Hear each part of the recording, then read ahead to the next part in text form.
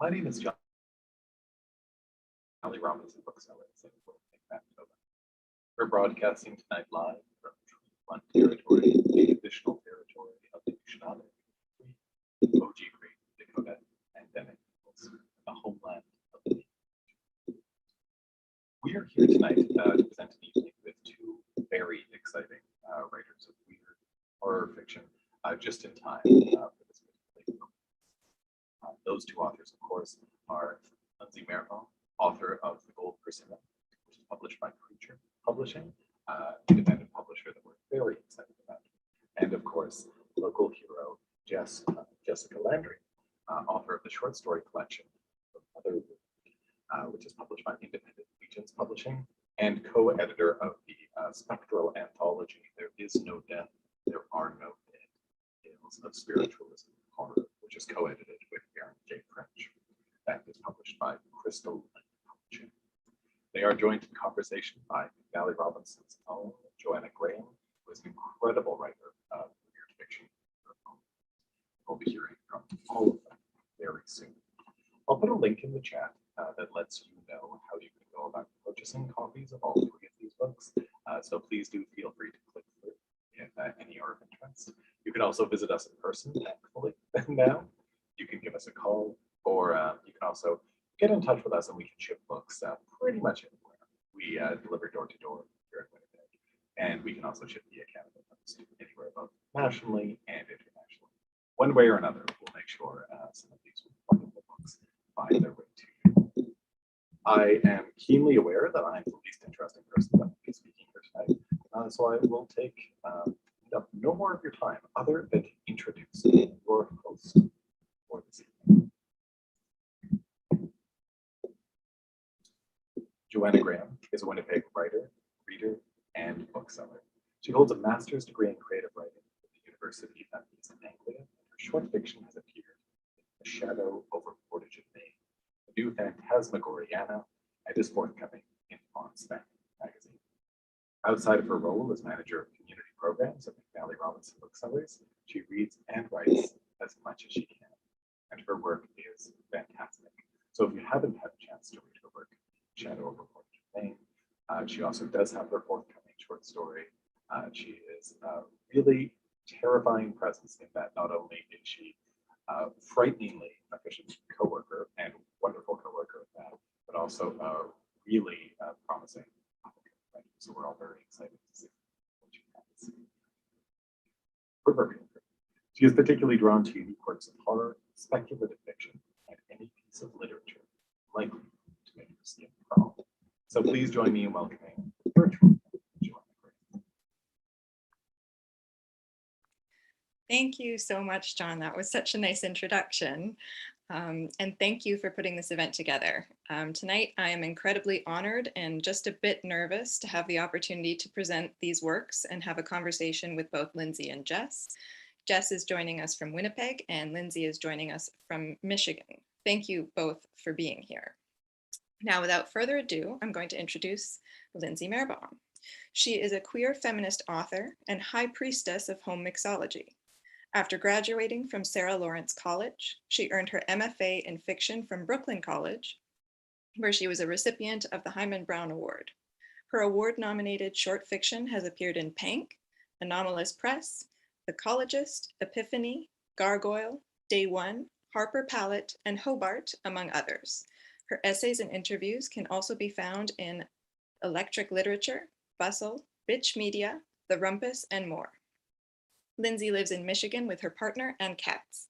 The Gold Persimmon is her first novel. It is exceptional and highly unique.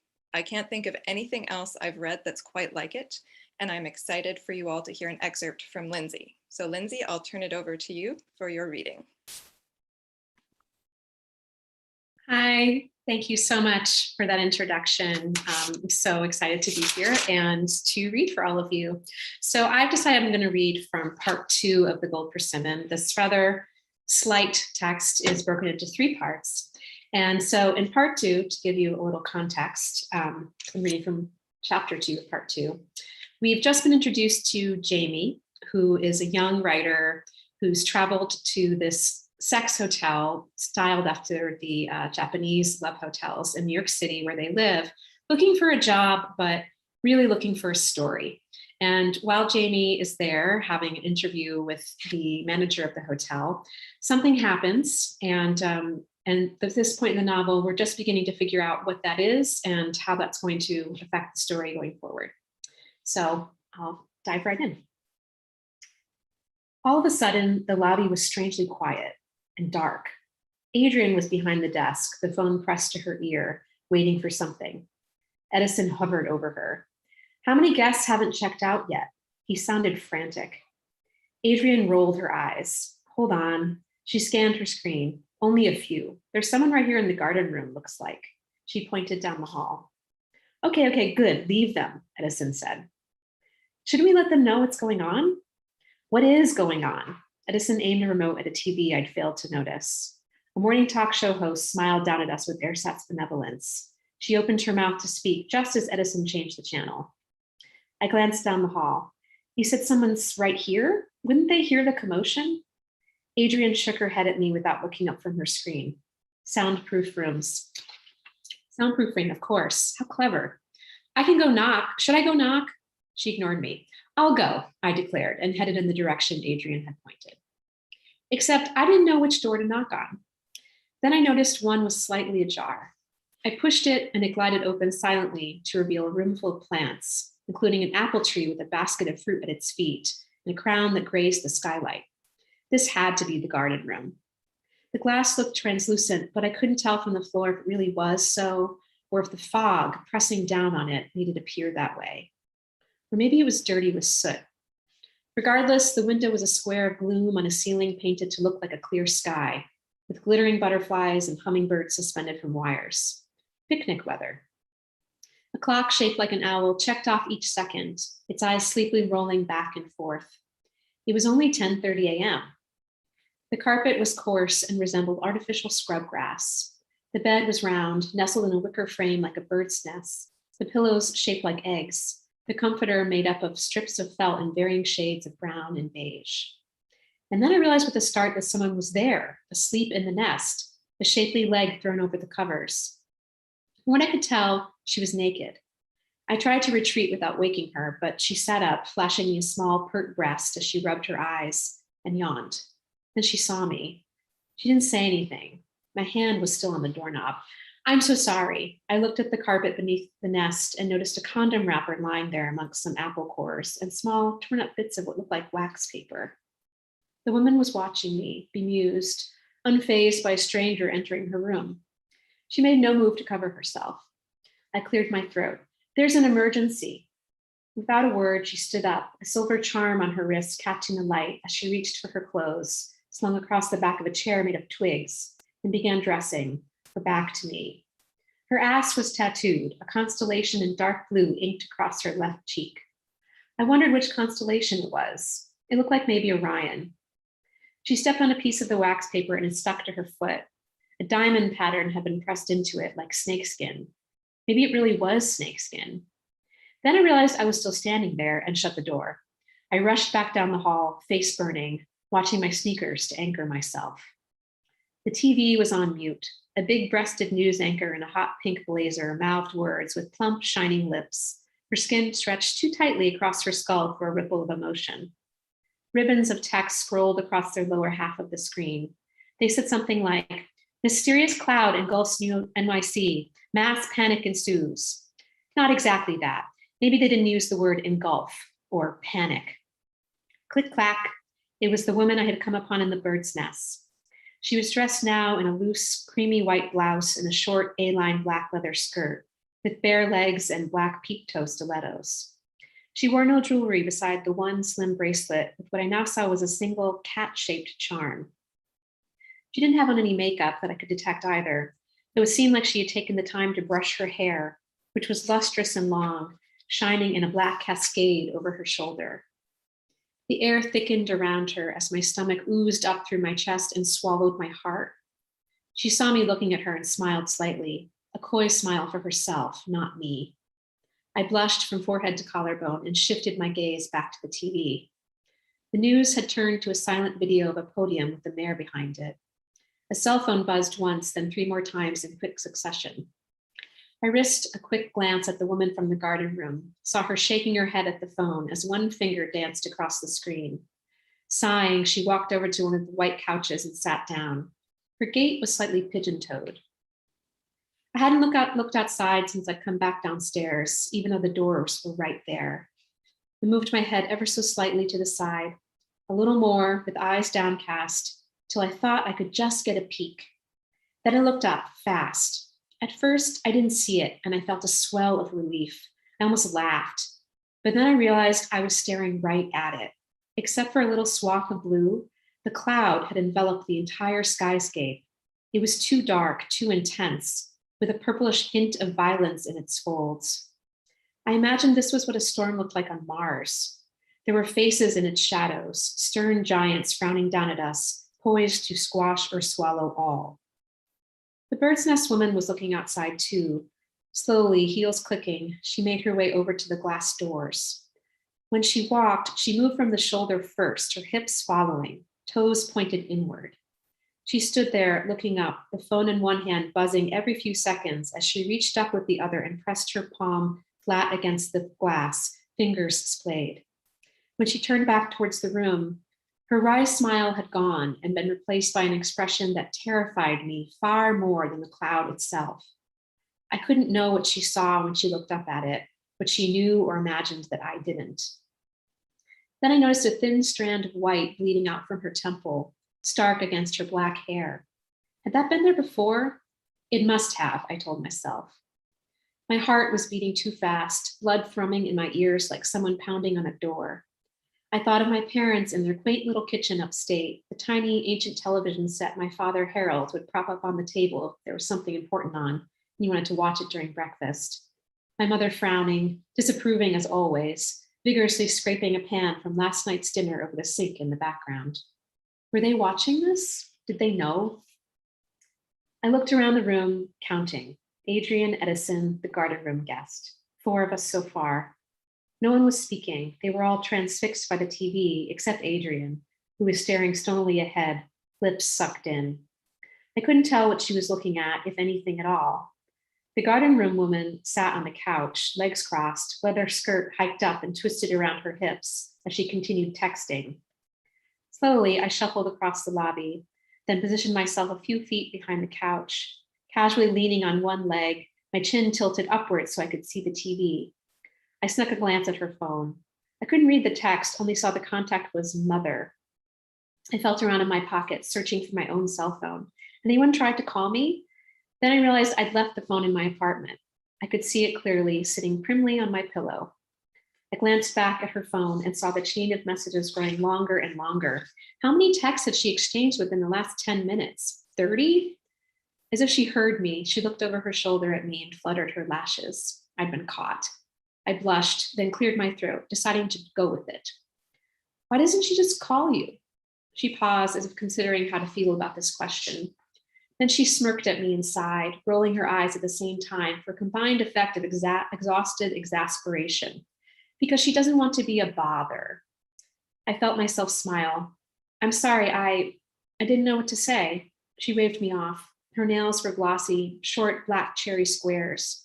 There was something inscribed on her charm, a name it looked like. It's fine, she said. In that moment, I was grateful to her because it most certainly wasn't fine. Though of course it wasn't my fault the door had been unlocked and ajar. But nothing was at all fine about today, and I was appreciative of her calm in this moment. Very ordinary things she was doing, texting her mother, and the ordinary conversation we were having about it, even if her face had shaken me to my core only a few minutes ago. I was supposed to have left already, she murmured. That bed was just surprisingly comfortable. She thrust a slender hand at me. I shook it gently. I'm Josiah. She was Jewish? Again, I blushed. Can I ask what it was like sleeping in that room? I didn't really sleep much. She smiled, then paused. It was weird. I thought it would be just kind of kitschy and over the top, not necessarily sexy, but it felt very real and strange at the same time. How so? She shook her head. I can't explain it. I wanted to ask about the snakeskin, but couldn't think of a tactful way to mention it.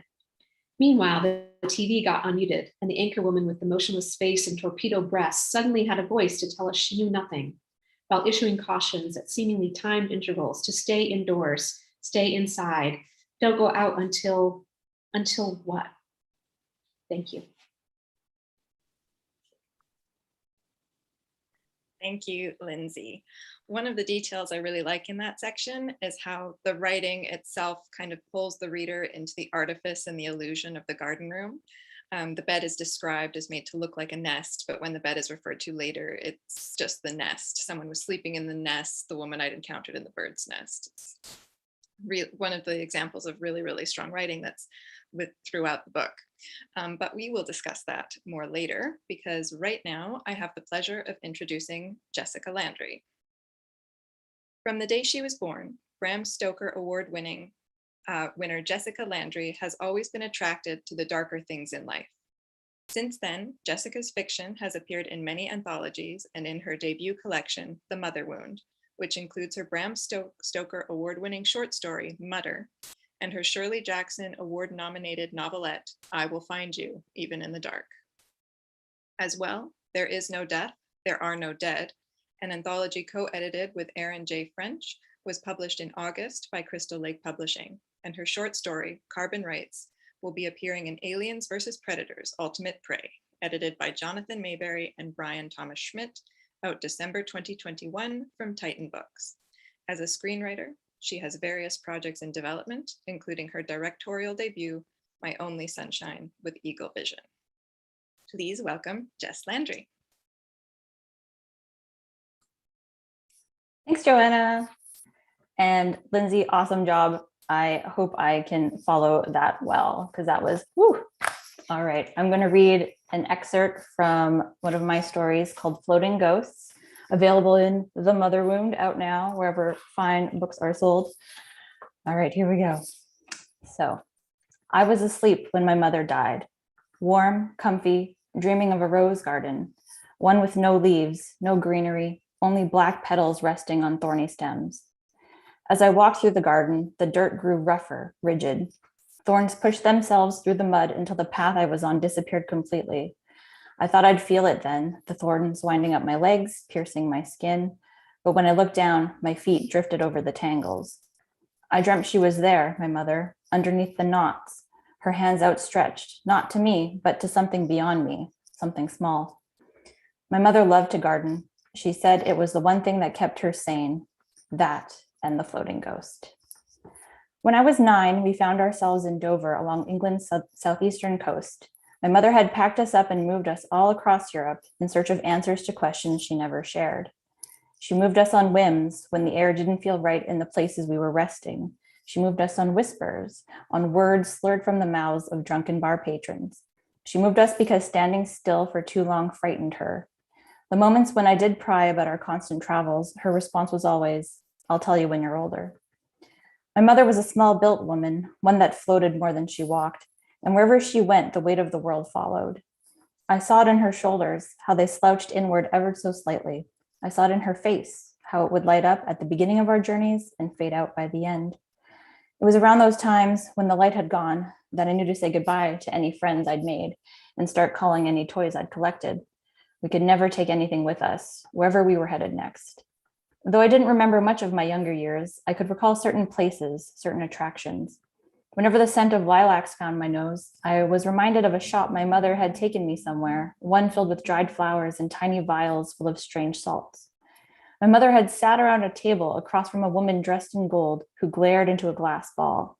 They spoke in hushed tones, and whatever the woman had whispered to my mother was enough for us to move on to another town that very night. We had visited many women like that in our travels, and I expected no less when we arrived in Dover. I tried to take it all in, just as with any town. I loved that here, as we strolled along the boardwalk, I could hear the waves crashing against the rocks, that the air left a taste of salt in my mouth, that the gray clouds above made me feel as though I were in a snow globe, preserved and protected, and permanently ensconced in a glass ball.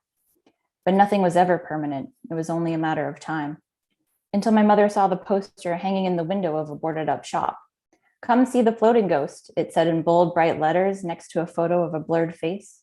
Look through the veil into the spirit world, and if you dare, see what looks back at you. 20 minutes later, we were on the water, just her and I and the small boat's captain. I clutched onto my mother's arm as the boat lurched forward in the gray afternoon, watching the shoreline grow smaller and smaller until any sign of land disappeared. It was a strange sensation being out there in the open water. I felt uneasy, unsettled, as though a million of unseen eyes had turned toward me. The feeling only grew stronger the closer we were to our destination. I found my mother's hand as we puttered to a stop, but she pulled away before I could grasp it. My eyes found her face as she stood, the light burning bright inside her. She stepped toward the boat's handrail at a speed that caused me to steady myself, and only when I turned my head did I see what had caught her attention. A wall of mist sat before us, thick yet glinting like strands of opalescent pearls strung together. They shimmered in a light that did not exist and swayed in a wind different than the one that blew around us. From that wind, a sickly sweet scent tickled my nose, one that I couldn't quite place, though I knew I'd encountered it before. The captain turned the motor off, the only sound now coming from the tiny waves batting against the hull. I stayed in my seat, tiny fingers wrapped around the solidity of wood. My mother gripped onto the rails, leaning forward more than I was comfortable with. Then her shoulders straightened and a quiet gasp escaped her lips. With a shaky foot and a queasy stomach, I made my way next to her. And as I grabbed onto the rail, I looked to the pearls, and in them, a face looked back. We purchased a quaint Victorian manor on the edge of town that overlooked the water the next day. I spent hours curled up on my windowsill, listening to the waves caught against the white cliffs, eyes searching for strange things while scanning the rolling green hills, looking down into the blooming rose garden, half expecting to see my mother tending to the smallest flower. At night, when my mother did most of her gardening, the red of the flowers dulled, casting an even darker black around them, so it looked as though she held pure darkness in the palm of her hands. We spent that first day covering all the mirrors that had come with the house with black veils. To keep the house clear, my mother said. And not long after the purchase of the house, my mother bought a boat, even though she had never so much as driven a car. She hired the captain to give her lessons, leaving me on the shore to watch as she steered up and down the coast. I didn't attend school, as my mother often said, "Eliza, you've seen more in your life than any classroom could teach you." So days were spent at her side, strolling about town, where she would relay any knowledge she held to me. It was on those rolling hills and sandy shores and cobblestone streets that I learned about politics, about war, about how my mother had escaped Treblinka, though she never lingered too long on her personal history. After lessons, we often found ourselves on the boardwalk, even on rainy days.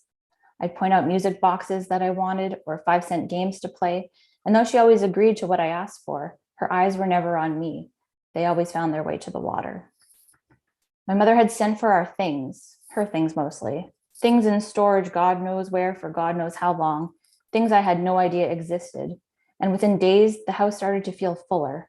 Still, nearly half the rooms remained empty, and the things in storage were from another era, a time prior to myself, a time when my mother's travel companion had been someone else, a name she never shared with me. I took it upon myself during my free time to place at least one trinket from this new treasure trove of old dusty items in the empty rooms, so that way it wouldn't feel so lonely. I'd go from room to room and play with each toy as though it were my own.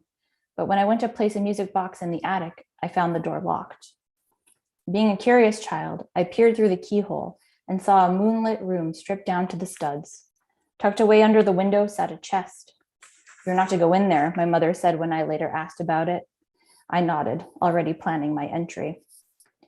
My mother left the house every night after tucking me into bed, though as soon as I heard the back door open and shut, I'd leap from under my sheets and watch her go. She'd slink through the rose garden first, checking her flowers, picking at dead leaves. Then she'd saunter down the dirt path to the boathouse, her black coat turning her into another moving piece of the darkness. I'd watch until she became a fleck of dust, a star in the sky. I sat at the window every night until she floated home just before the sun. Her steps seemed heavier as she climbed the stairs, like wet bare feet slapping against the water's surface. She'd hover at my door, her silhouette blocking the hallway light, but she would never come in. She'd never knock. She'd simply shuffle away, and I'd hear the click and latch of her bedroom door. I knew where she went those nights. That was no secret. But what I didn't know was why she kept going back to the mist, back to the floating ghost. One gray morning when my mother went out to tend to the garden, I decided to try my luck. She left the key ring with the skeleton key in her nightstand, assuming I would never seek it out. The stairs moaned under my weight as I made my way up. I was sure she would hear the creaks from the garden, that I would be caught and punished. But when I peered out the window in the staircase, I saw her blissfully going about her work, not a care in the world. I held my breath as I slid the key into the hole with ease and promptly released when it turned. The click echoed through the house. I stepped inside, immediately sneezing at the stirring dust, my eyes trying to focus in the dark room. The floorboards shuddered under my weight with every step that I took. Tucked away at the corner of the open space sat a floor-length mirror. I approached it with caution. My mother insisted all mirrors be covered in her presence, though she never told me why. It was yet another secret that died with her. I examined the mirror. It seemed frail. The pegs holding it up at the back had all but whittled away. Through the surface, the morning glow caught the trunk's golden metal, causing it to twinkle. I left the mirror, quietly sitting in front of the chest. I examined my mother's keychain. One key in particular matched the style of chest, so I placed the key in and turned. The lock clicked open. "Eliza?" My mother's voice sounded out from down below. The stairs began to creak. I unlatched the lock. "Are you up here?" I flipped the lid open. "Eliza?" I glanced over the contents and found myself disappointed. Inside were more toys, more photos, more clothes, more things I didn't recognize. It was as though my mother had been a collector of meaningless trinkets. But a sickly sweet scent rose off the chest, sparking something inside me that I couldn't quite grasp. No, these items weren't familiar, but I knew them. Somehow I knew them. Her footsteps inched closer. With no other options, I closed the chest and ran to the darkest corner, the one behind the mirror, tucking myself away. "Elizabeth Bauer, you better not be in her," her voice asserted as she stepped into the room. I held my breath, the sweet scent following me. My mother stood in the center of the attic, her eyes tracing over the closed chest. It seemed to pass her test as she started to the mirror. "You must keep the door closed," she whispered. At first, I thought she had found me, my hiding spot not nearly as good as I had imagined. I waited for punishment. I waited to be reprimanded. But her hands grasped the side of the mirror, and she spoke directly into it. "Be patient," she said. "There's no more lost time between us." She let a hand rest against the surface before stepping out of the room, closing the door behind her. As I listened to her go down the stairs, I wormed out of my hiding spot and slowly turned to face the mirror. In its reflection, nothing seemed different. The attic was dark, the door was closed, and the chest lid sat open. That night, I feigned being sick, opting to go to bed before my mother's usual departure. I told her to leave me be, that I needed to sleep, so she tucked me in, feeling my forehead in concern, but let me on my own. Shortly before she left, I got out of bed and got dressed, then propped my pillow under my sheets to mimic my shape. In the stillness of the house, I carefully unlatched the door, sure to pause in case I was heard. From across the hall, I saw my mother's shadow pacing from under her door, a constant string of movement. It almost looked as though she were floating. I crept down the stairs, imagining myself as light as a feather, slinking to the front door. Under the shadow of night, I rounded the house, passing by the black rose garden, following the dirt path to the boathouse. My mother came to the boat sometime later, unaware that I had tucked myself away behind the back bench. I could only watch as she started the boat and began backing out of the boathouse. Soon enough, we were out on the open water, the salt taste blossoming on my tongue. My mother steered as a seasoned professional, a smooth ride on an otherwise calm sea. After what felt like hours, the boat reduced in speed, then the engine stopped. We drifted as the water lapped against the hull. I watched as she dropped the anchor, leaving the boat's wheel, and went to the side, clutching onto the rail. It was only when my mother reached an arm out that I saw the mist, still as opulent as the first time I had seen it, still swaying to its own breeze. And the smell, sickly sweet like rotten fruit on a hot summer's day.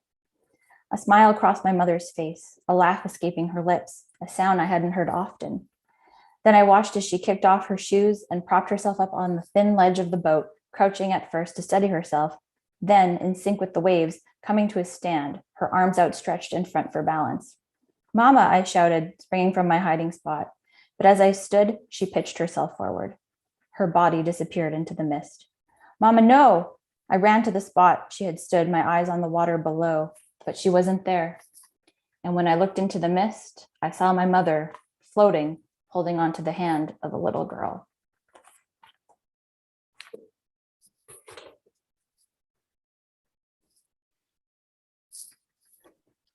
Excellent readings, both of you. Thank you so much. Jess, I was very excited when reading this story because I realized I was rereading it, having previously read it before in the new Phantasmagoriana, Volume 2. Yeah. Where you stayed the night at Winnipeg's supposedly haunted Dalnavert Museum. I knew that you'd been one of the participating writers in that event, but I'd actually forgotten that Floating Ghosts was the story you wrote for it. And I tricked myself as I was reading the collection into thinking that Echoes was the story that had come out of that night. Was that story related to that stay at all, or am I just projecting? I wrote Floating Ghosts, yeah, coming from that overnight stay. And then Echoes is very much related to that. I had that idea kind of floating around in my brain for a little while after. And even though we had wrapped up everything and it was all said and done, I was like, I think I need to write this other story too. So yes, very much related. If you've read Echoes, pretty much the layout of the house is the same as the Dalnavert Museum.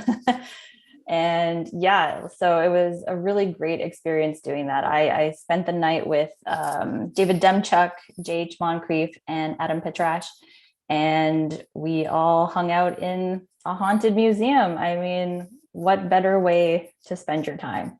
I've done that the previous year. Oh, nice. Yeah, and it was an awesome experience. Did you see any ghosts? I didn't. I heard some noises, but every time I thought I was about to come upon one of them, it was another writer.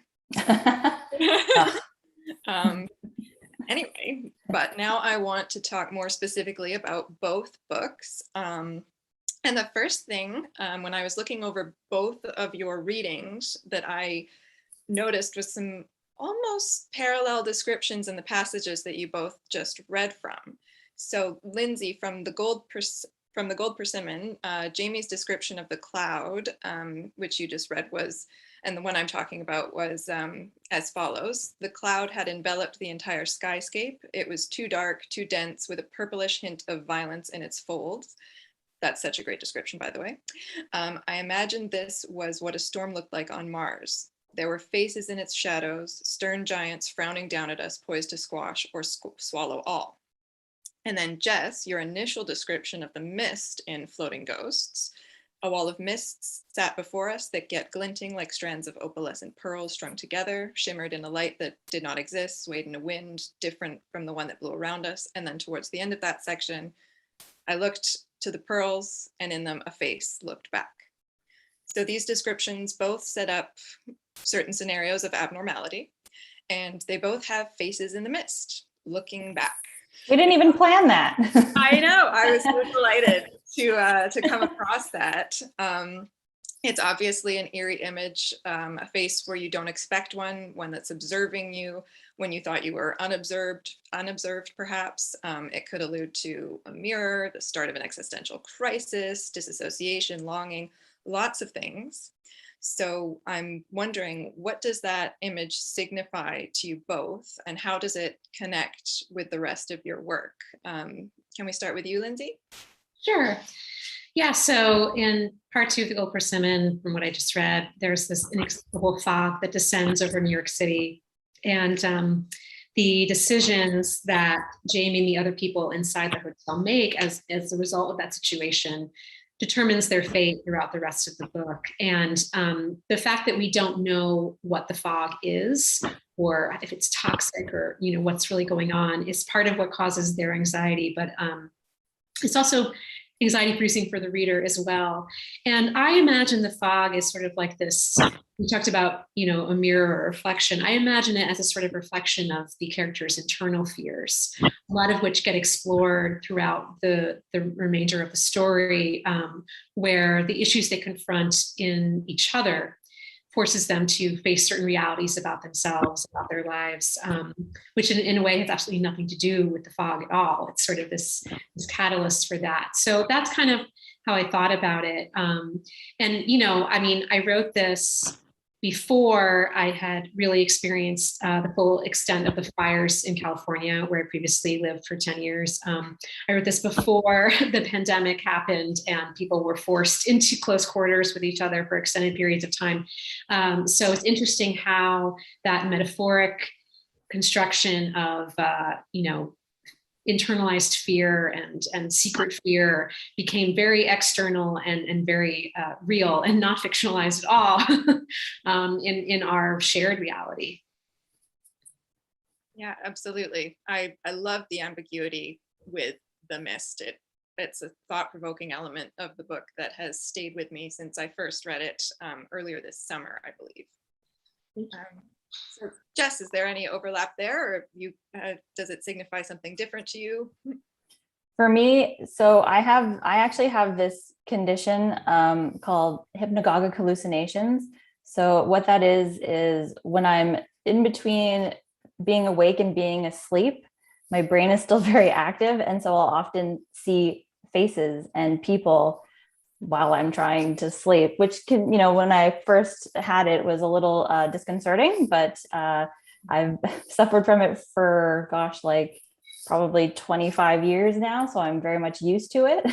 But still, sometimes like when you are in that state, that weird, like pre-REM state, and just to see like a face kind of as clear as day, that could be someone in front of you, it's a little off-putting. So I tried to kind of channel a lot of that in my stories, because that definitely stemmed from a lot of fear growing up. But I definitely have a better control over it now. And now I would just, fall asleep or whatever. So if someone ever breaks into my house, I'll just feel like, oh, I'm just hallucinating. Go back to bed. Sounds terrifying. Yeah. You get used to it after a while. What an unnerving thing to have to get used to. Yeah, it's not all bad. Like sometimes I'll see, the other day, it's going to sound very weird, but the other day I looked up on my ceiling and I saw like the bottom of the ocean. And so that was kind of a nice one, right, to try and fall back asleep to. But yeah, usually I'll see like people standing outside our bedroom door, or like someone like just in the darkness, when you can't like really see what's going on. And I think that's also called matrixing as well, like when your eyes kind of make a face, basically. But yeah, I got used to it. Well, that's quite impressive that you can adapt to that. Yeah.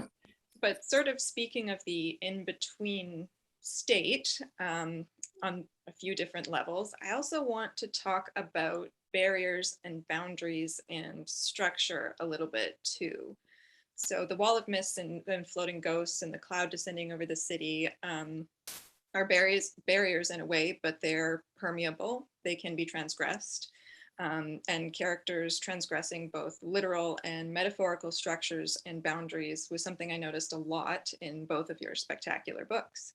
So I'll start with Jess this time. Many of your stories have fascinating maze or labyrinth type structures. There is the blimp in Mutter, which I'm very tempted to call a floating hotel, given the other this evening. There is the house in Echoes that we mentioned, and the black void around it. Then the entire segmented underground structure in The Night Belongs to Us, just to name a few examples. These settings often start off mostly stable, and then of course people cross boundaries, they break into spaces they aren't supposed to. In The Night Belongs to Us, the skin itself is a boundary that's broken down completely in wonderful and gruesome ways. Was this a conscious theme as you were writing, or was that something that emerged later on? I didn't even know. I just kind of go with the flow when I get an idea. I don't really, not to say I don't think too hard about it, but I don't, plan super far in advance. I don't look for kind of hidden things to throw in, at least not in the first drafts. Mm-hmm. Definitely, now that you mention it, I guess, yeah, there's a lot of kind of people being free and then kind of unwillingly / sometimes willingly going into these trapped places. And I guess that could also work as like a metaphor for just life in general, kind of growing up, going from child to adulthood, where, you have all this freedom as a child, but you don't really know it. And then you get into, the grind of adulthood where, you get your job, you have your family, your career, all of that, you pay your bills. So yeah, without even really realizing it, there's definitely that theme in there. Yeah, I mean, even stories with more everyday settings like the house in Bury Me in Tar and Twine has its barriers broken down as, you know, pools of tar start seeping through the floors and the walls. So that was an interesting pattern that I noticed and maybe looked too much into, but I still think it's a great sort of structural element to all of your stories. Turning the question over to Lindsay now, your novel has 3 parts that take place in 2 hotels. Very classic setting for ghost stories and horror, but one that I think you've made entirely your own in this novel. So again, these settings have tons of little segments inside them, the seemingly private spaces of the rooms, the shared spaces of the lobby, the kitchens. And then alongside that, you've got characters negotiating these walls and boundaries and adding their own rules on top of them. In part 2 of the novel, set in the Red Orchid Hotel, there's the cloud that seems to erase the rest of the world, at least within the context of that narrative.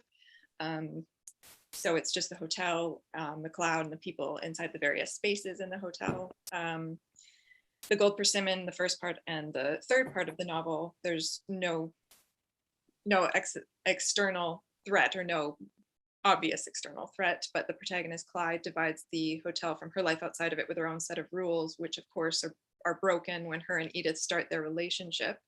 I'm rambling on a bit, all to get to the question, how much were you thinking about boundaries and structural divisions while you were writing, and how does that relate to the way the characters navigate their lives and their situations? Well, I think like Jess alluded to, the writing process is on some level a sort of subconscious process, where much just kind of comes to you organically, and then later you try to make sense of it. I would say that to start with, I'm really fascinated by hotels as liminal spaces. They're both public and private. Extremely public things and extremely private things happen there. There's a division between the people who work there and the people who stay there. Guests are crammed in right next to each other, and yet there's this illusion that this room, which is just like all the other rooms, is somehow uniquely for you, a uniquely private space for you, when in reality you're actually in a very public space. And so I ended up playing around with that a lot in terms of how I created these hotels and what happens inside them. And in some ways, the hotels are like characters themselves in the novel, in terms of the role that they play in interacting with the characters and instigating drama. And then I would also say that, the characters themselves, much like the hotels, they're all kinds of vessels for story. Many of the characters are composites of each other, because the book is a lot about the process of storytelling itself and how experience of trauma gets reconstituted into narrative. And I would say that they become kind of vessels for each other's grief, for each other's personalities, for each other's experiences, in the same way that the hotels also embody all of that. So there's a lot of lines drawn, but all of the boundaries are sort of porous and interchangeable, which is part of what contributes to the story being unsettling in the end, and to a lot of the danger that the characters face ultimately, is that there's an exchange, but there's also a lack of protection through firm boundaries, whether physical or emotional or metaphoric. Does that answer the question? Oh, and it actually prompts me to skip to another part of the discussion that I wanted to get to, which is the idea of danger and the psychological horror and vulnerability. So I really wanted to ask you both this evening about fear and monsters and danger. So Lindsay, I'll continue on with you at first. What do you think is the most frightening aspect of your novel? And do you consider any of your characters monsters? Ooh, fun question. I tell people that the scariest thing about my novel is the gender discrimination that it portrays. What's scariest about it is what's real about it. Beyond that, what's interesting is that in part 2, with the characters we just saw, there's a very real present threat. We don't know what's going on with this fog, and then things between the characters, because of certain gender dynamics and who takes lead in a crisis situation, creates a lot of unsafety, a lot of danger for the characters as well. And that's very overt and even physical. However, in part 1, where we meet Cly, who you talked about before, the check-in priestess of the Gold Persimmon, she gets involved in this relationship with a person who's a guest, which is a threat to her job. And this is someone who's a lot older than she is and has, had more relationships and more experience. And we watch as she gets subtly manipulated by this partner. And I would say that, in many ways, the greatest danger is internal. Cly is isolated and in a destructive relationship that a lot of people would probably characterize as abusive in certain ways. And she's so isolated that she is at great risk for, emotional harm, for her sense of self breaking down as a consequence of this relationship, but also isolation. So in some ways, the greatest danger is the least pronounced, the least out there danger, which is what happens in a relationship between two people where one person's reality is not allowed to exist on its own, where one person's identity is not allowed to flourish and exist on its own outside of that partner's space and perspective. So in some ways, she is the character who's in the most immediate danger. I'm really. Oh, sorry. Go ahead. Oh no, and I just realized I didn't answer the monster part. No, that's okay. If you have an answer for the monster part. Okay. Well, some would say that Jason in part 2, who we didn't meet yet in the part I read, but he shows up soon. Some would say that Jason is the monster because he's a toxic man. Let's put it that way. He's guilty of toxic masculinity for sure. Does that mean he is without humanity? Well, that's a more complicated question. And I certainly wrote with the intention of all the characters having some kind of humanity, or at least being able to spark some sort of, sympathy in some way. But I think there are several characters people might call monsters. And Edith, the girlfriend that Cly develops, a lot of people would definitely say that Edith is monstrous, even though there's a lot in her history that might tug on your heartstrings. Yeah, I'm glad you went into that, because when I was reading, of course, Jason, toxic masculinity, I was, wanting psychological distance from that character, but I feel like Edith got under my skin a little bit more, and you really sort of illuminated more clearly why that felt so damaging to read. So thank you. And what you were talking about between humanity versus monstrosity leads me nicely to talk to Jess. You've got literal and potentially metaphorical monsters in almost all of your stories, probably all of your stories. Is there one story in this collection that frightens you more than others? And what character, or maybe what force, do you think is the most monstrous in your collection? Oof, that's a heavy hitter. Probably what I would say is the scariest story is probably The Night Belongs to Us.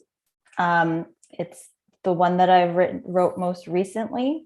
So it's a bit more up to date with my current emotions, I guess. And just, how basically the literal monsters are kind of hiding in plain sight in that one is definitely a theme that occurs in a couple stories. But for me, the scariest thing about it is that in anything really, in any sort of story, is that when someone or something who's perceived as the villain, they don't see themselves as the villain. In their mind, what they're doing is right. Everything that they're doing is right. And so with the mother character in The Night Belongs to Us, everything that she's doing, she sees nothing wrong with it because she believes it to be right. And it is right to her and to her core. And I think that, when I watch movies like that too, and read books like that as well, that is the scariest thing to me. And, you see it in the world today too, with people starting wars and basically the state of the world right now, how everyone is so convinced that their opinion is correct, that they maybe don't see the harm that it could be doing. And that is definitely something that pops up a lot in my stories, because that to me is like the scariest thing. Yeah, that is truly horrifying. Yes. I'm glad you mentioned movies and TV too, because maybe this is a more fun question or lighter question, but I'm curious as to where you both come by your influences. Is it mostly through other fiction, television, life experience, history? And what kind of stories do you guys look for outside of your own writing? For me, yeah, I love movies and I love TV. I watch a lot. Grew up, watching horror movies for as long as I can remember, really. Every Saturday, my dad and I would go down to the old video store and go pick something up, and he would usually get like an action movie, and then I would kind of wander over to the horror section. I was like the only person in there, and there's a comfort in that, and I grew up just watching weird stuff, and from that kind of spawned my love of writing weird stuff. So it all kind of comes from that. And what I watch now, like I love Handmaid's Tale, even though it's a very hard thing to watch, but like I've never been so emotionally invested in a TV show than I am in that show, because it makes me so angry, but it makes me so happy at the same time.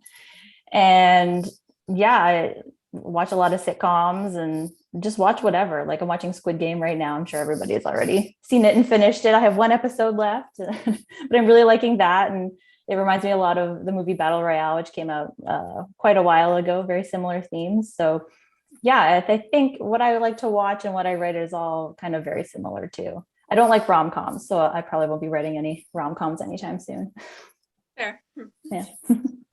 Now, Lindsay, where do you come by your influences? All of the above. Yeah. Certainly experience, certainly history, travel, but very much, of course, literature itself, because it's through reading literature and also getting blown away by different kinds of stories told in unique manners that I've, learned a lot about what kind of stories I thought might be possible and what kind of stories I wanted to see in the world. So, I think early on in middle school, I was really taken with Anne Rice and her, sexy horror. And then, getting older and getting into more traditionally literary literature, Toni Morrison, Nabokov, Atalia Calvino, Kelly Link, Ramona Acebel.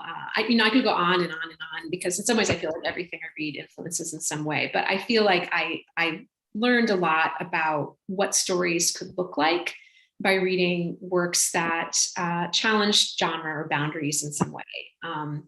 And so that's been hugely influential for me. But I love to read and watch anything that's like weird, out there, experimental, magical, approaching stories in some kind of unique way. My goal is just to see or read something that is new and that I haven't, experienced before. And of course that gives me ideas, but it's also just really exciting. And I think this is a great time for unique storytelling to have it stay, because reality's gotten so bizarre that people are really hungry for unique stories at this point.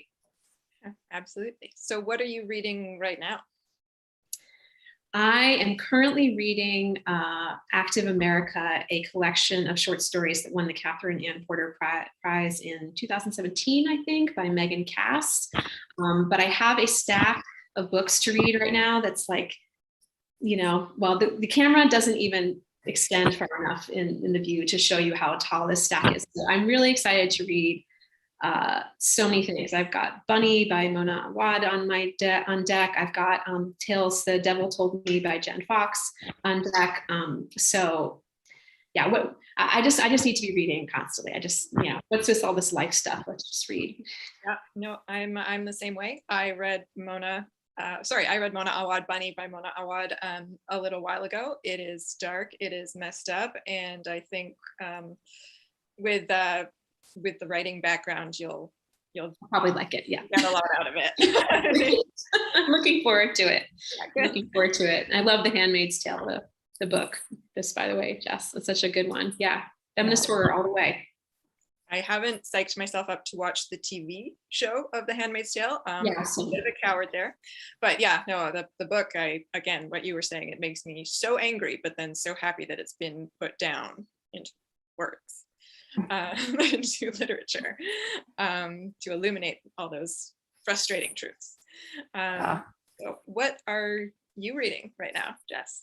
Oh boy, I also have a stack bigger than the screen can show, and will forever probably. I'll never be able to catch up on everything because there's so much good stuff to read. I've been reading Dracula for like 6 years. I have not been able to finish it. It's a bit of a hard read. Don't tell Bram Stoker. I am reading In the Flesh by Clive Barker right now. It's just, I believe, 4 or 5 stories of his. He's one of my favorite authors, so I'm trying to get through all his stuff as much as I can. And I'm also reading In Search of April Raintree again, which doesn't really fit the horror theme. Well, different kind of horror, I guess, because I've actually had the opportunity to develop it for television. So I have to kind of reread it and analyze it and go over it with like a fine tooth comb and break it down. So that's kind of what's been taking up a lot of my time. That is incredibly exciting. Yeah. Can you tell us when we can look forward to seeing that? Probably not for a couple of years. Okay. We're going to get started on it in the coming months, kind of breaking it down. It's going to be a limited series, and hopefully we can get it picked up on a broadcaster here in Canada and in the US as well. That would be nice. Yeah. And yeah, it's no small feat. So I am very nervous in taking it on because it's a very popular Manitoba book, but it should be popular everywhere because it's just so real and very heavy hitting. So I am nervous and excited to see how that pans out. Oh, definitely. Well, yeah, that's an amazing project to be working on, and I am looking forward to hearing so much more about that and following that. What are you working on right now, Lindsay? Lots of books. Yeah. I'm, trying to edit my next book, and I'm writing my next book. And meanwhile, I'm doing a lot of things with cocktails and book tales, which is what I call cocktails based on books. So I have my work cut out for me at this point. We are getting close to the close of the evening, but that is something I wanted to ask you about as well. You are also a professor of mixology, or high priestess of mixology, and I saw that you were creating book tales, cocktails based on books. Where did that inspiration come from? And do you connect the two with your writing, or you just your love of reading? How do they relate to each other? I'll try to keep the story short. I'm a lover of all the sensual delights of life, food and drink being one of them. And I started mixologizing in the past few years, and, authors try to come up with unique ways to promote their books and to get people interested. So I proposed doing a compendium of cocktail and mocktail recipes to accompany my own book, which we did create and which has been really fun.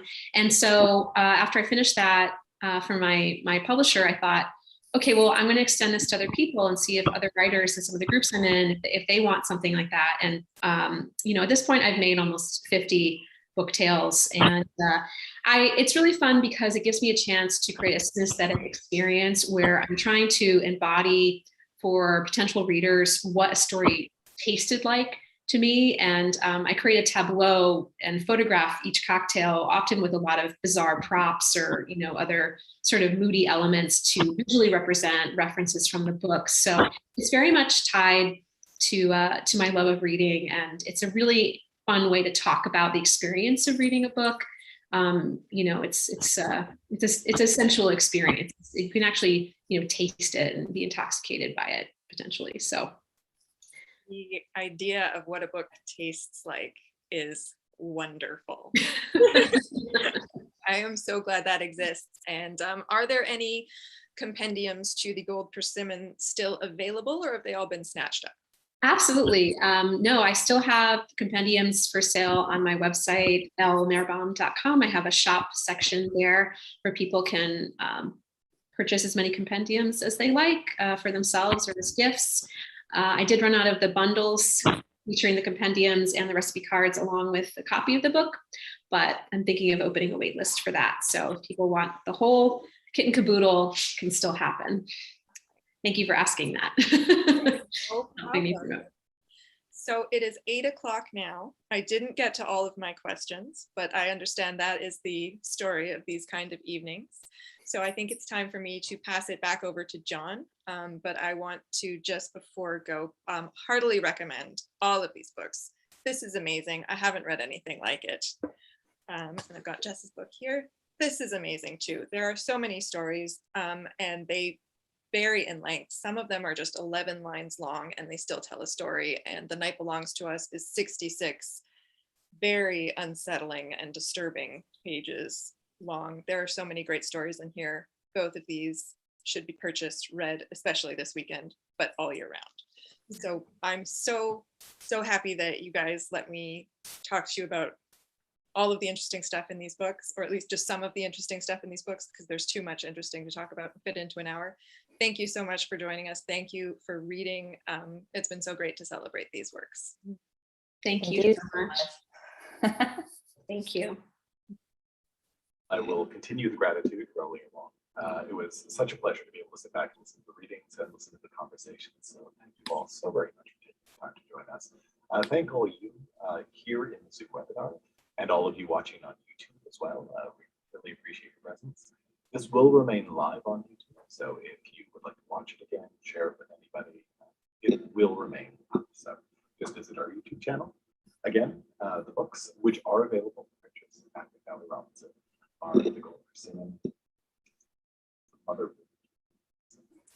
and There Is No Death, There Are No Dead, Victoria Volume by Jess Landry. Also, they're all spectacular and suitably spooky. We'd like to thank everybody for helping to bring this evening together. And of course, a special shout out to the publisher of Gold Persimmon, Creature Publishing as well, for initiating this whole thing. We're so grateful. And on behalf of the store, I would like to thank Joanna Graham for this as well.